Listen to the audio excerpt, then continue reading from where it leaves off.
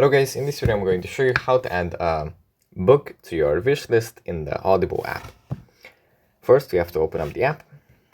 Here it opens up in the home menu, where we have some suggestions and a little bit of an overview of the app.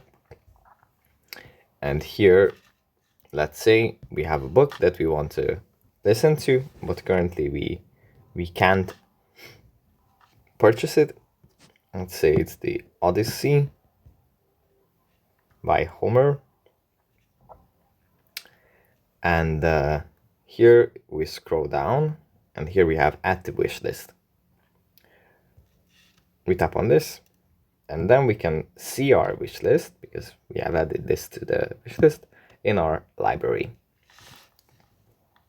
So as you can see, we have it in our library of wish list, and here we have the book. We can add multiple books and other things as well to our wish list. But yeah, that's pretty much it for this video. I hope it was helpful for you guys, and I'll see you in the next one. Bye.